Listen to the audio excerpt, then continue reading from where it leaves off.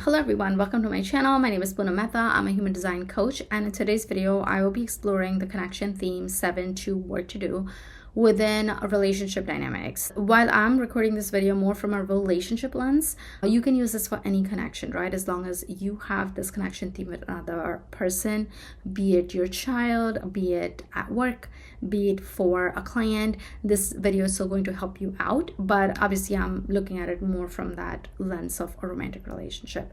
Anyway, before I get started, if you have not subscribed to my channel, be sure to subscribe to it and follow me on Instagram at Energetics with Poonam. So with that, let's get into it. So what is a connection theme within human design? Within human design, you have your body graph, right? You have your chart. If you take your chart and then you take your partner's chart and then you superimpose both of them, you're going to come up with this third chart that's known as your connection chart. And this connection chart, that is when the two of you come together, you form this third entity that has its own aura. And that's what your connection chart is going to show you. It's going to give you this connection chart that you can use in order to analyze your relationship. There is a lot of different things that go into analyzing a relationship, but connection theme is one of those elements, and it's one of those things that's going to really stand out when you bring up that connection chart in front of you. It's going to show you why things are the way they are in your relationship, and why, just because you have a certain connection theme with your person, why that is not necessarily a good thing or a bad thing. It's just what it means for you, and it's just about whether you entered this thing correctly or not using your human design strategy and authority. So that's all that it means. It doesn't mean that 9-0 connection is bad. It doesn't mean that a 7-2 connection is okay. It doesn't mean anything, right? But the way these connection themes are worded, one can falsely assume that certain connection themes are good versus bad. For example, 6-3 is called better to be free. 7-2 is work to do. So if you have a 7-2 connection, you're going to think, oh my God, am I doomed? And I know that's how I felt when I first saw my husband's chart, because we have that 7-2 connection together. But it does work very beautifully with us, and I'm going to talk about that in this video as well. So yeah, with that, let's dive deep into what a 7-2 connection is. Okay, so now if you have that 7-2 connection with your partner or with anyone in your life, then this connection theme is known as 7-2 work to do. And what that means is that in your connection chart, you are going to see two centers that are undefined. So let's think about what undefined centers mean in a connection chart. At its base, even within your chart, anywhere where you have an undefined center, that's going to be an area that deeply attracts you to someone else, something else. Why? Because it is not a thing that you create or you have. So because you don't have this thing, you feel a little insecure about it because you don't have this thing, and therefore you're always seeking it outside. And that's really what we're here to do. We're here to be in our design, be who we are, but then we're also here to learn the wisdom in these undefined centers, because that's what we don't have, and we're here to almost go to school for it. And that's why this piece really attracts you in somebody else. So now, keeping that in mind, when you think about your connection with this other person, when you guys come together and you have 7 centers defined between both of you, but then you have 2 centers that are not defined between the two of you. Now you have these 2 areas that you guys are not filling up for each other. These centers are going to represent openness in your relationship, where you feel the need to get it from outside of your relationship because you're not getting it in your relationship. A relationship like this is going to be not very dependent on each other. It's going to be very, like, you're not a couple that spends their time together all the time. And if you are, there's a chance that you may have likely entered it from a not self place or some other dynamic that's at play over here. But usually 7-2 connections will end up doing their own thing because they have those 2 areas of interest that are not in common, and they're going to go outside. And they're going to get the thing from outside, and then they come back together, they talk about it, they go outside, they come back together, they talk about it. So there is areas of common interest because of the defined centers, but then there's going to be those separate areas as well. And sometimes it's not a bad thing. In fact, if you look at it in the modern age, it's almost like one of those relationships that people will tell you is healthy, because you're not together all the time in each other's space, and you have your lives outside of just two of you, right? So it is that type of a relationship. Now, I don't like using the word healthy, because I think for me and my husband, yes, this is definitely a very healthy relationship for us, but it is because we entered this in a very correct way for us.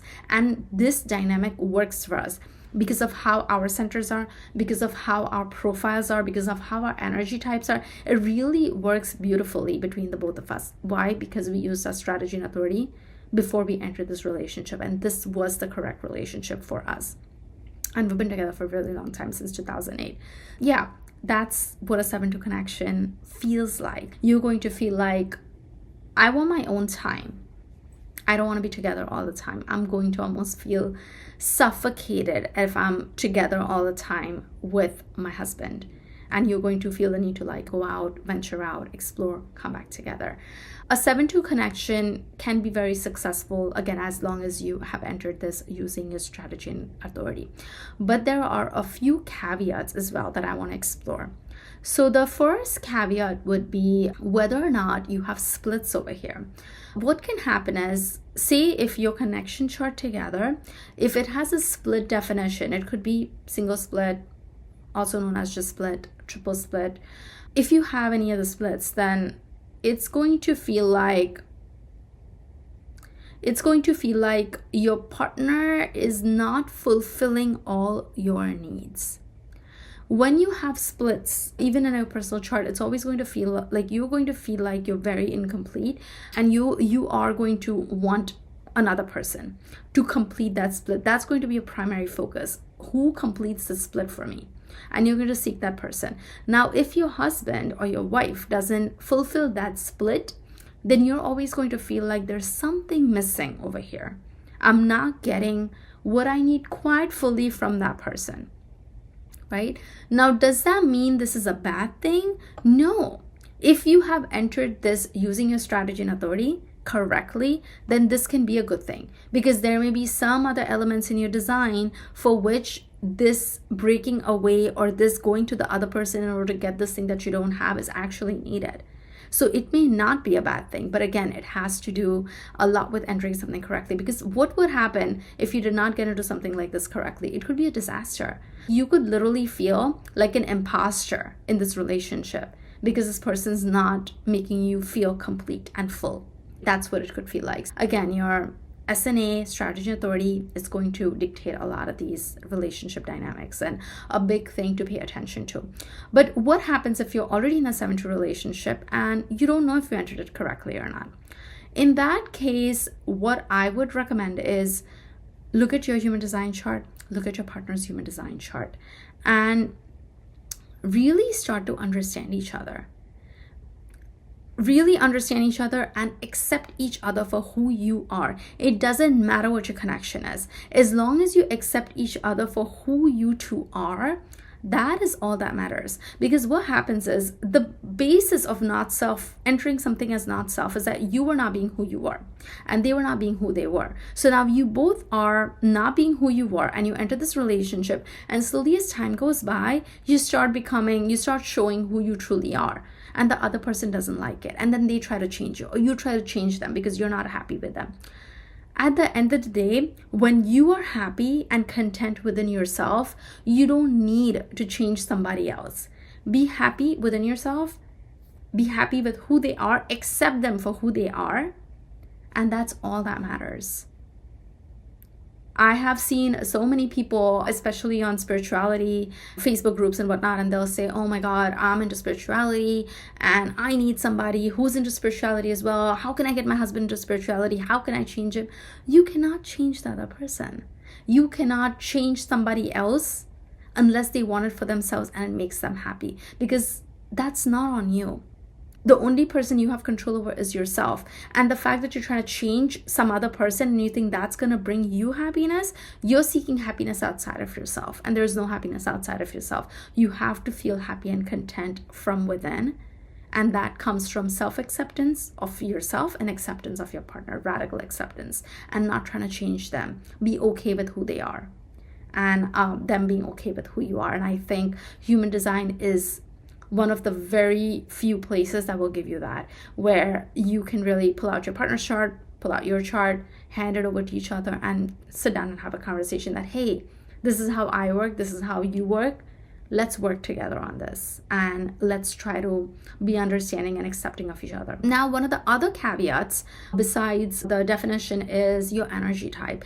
There are certain energy types that work very well with each other. For example, generators work with all the energy types, especially with the projector. Projectors and generators have a very nice relationship. Their auras mesh very well together, as long as, of course, you're entering things correctly. And manifestor and reflectors, auras really work well together. However, it's not always easy to find those type of relationships, especially between a manifestor and a reflector, because there's so few of them. And just by genetics, we're always trying to be whole, right? We're trying to get everything filled up, and sacral is that life force energy. So everyone wants that sacral juice. So a lot of manifestors, reflectors will find themselves drawn to a defined sacral being. It's just how it happens. It doesn't mean it's a bad thing. It just make sure that you're entering something correctly. For example, a projector and a manifestor aura are not the best fit together, because a projector has that very penetrating aura. A projector will find themselves through another person, because they seek that recognition from another person, and that's how they find themselves. And they do this by penetrating their aura upon invitation into the other person's aura. Manifestors don't like that. Manifestors have a repelling aura. They're going to be like, get away from me. Don't come into my aura unless I invite you, right? So that there has to be that understanding where a manifestor has to make sure they know how to communicate to a projector, and a projector has to know how they get invited, and they need to know how to communicate to their partner, where they don't have to ask them questions like a generator, but rather they have to inform them. Right? So there's a very different communication channel that needs to be understood between two distinct energy types. And again, your strategy and authority are going to take care of a lot of this for you. Not to say that it's never going to work. It can work. A projector can actually go outside to get their needs fulfilled, or they can form those communication pathways with their partner. All of that can happen. But again, there has to be that radical acceptance between the two of you mutually. And then the last thing I want to talk about before I end this video is emotional solar plexus center. Usually what tends to happen is that a lot of relationships, when you come together, whether or not you're emotionally defined or not, a lot of times when two people come together, they form a defined solar plexus center. So together their relationship is emotional, even if you're undefined emotionally. So what can happen with that is that together, when you guys come together, your relationship is going to go through emotional waves. You're going to witness those highs and lows and highs and lows. So it could be where you guys come together and it feels like magic and amazing and everything beautiful, because you may be on the high end of your solar plexus wave. But then now the wave crashed and you come down, and now there's so much pain, and you don't understand how something that was so beautiful and amazing feels awful. The reason for that is the wave. And again, look at your connection chart. If you have the defined solar plexus, then understand that this is just mechanics. This is just that solar plexus wave that's putting you through these ups and downs and ups and downs, and learn to accept it. When you find yourself in that low, learn to step out of it a little bit and witness it for what it is, that you are in the middle of an emotional wave. And it doesn't feel the best, but at the same time, it's not your relationship. It's just the wave, and that's all that it is, and it is going to pass. So that's going to be very important to understand. The other thing that's important to understand is that if you have a partner who has a defined solar plexus center, and a lot of times what happens is a defined SP gets attracted to an undefined SP and vice versa. It's because it's just like you seek what you don't have. The defined SP loves the calmness, coolness of an undefined SP. Undefined SP loves the emotions and how amazing a defined solar plexus is going to make them feel. So yeah, they come together because they get attracted to each other, but undefined SP has to be aware that a defined SP is going to go through highs.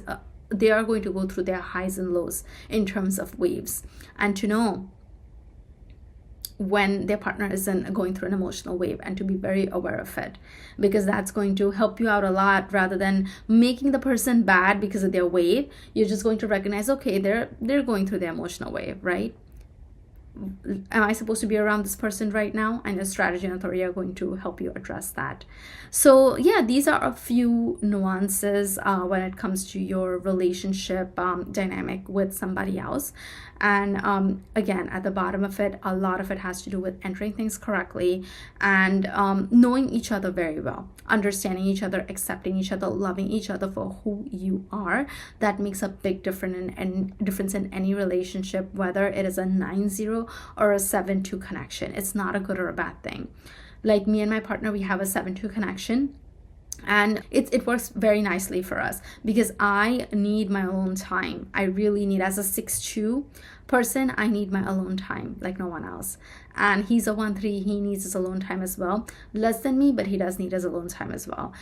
This really works very well together. With that, if this video helped you, be sure you like this video, and do not forget to subscribe to my channel, and I'll talk to you all soon. Bye.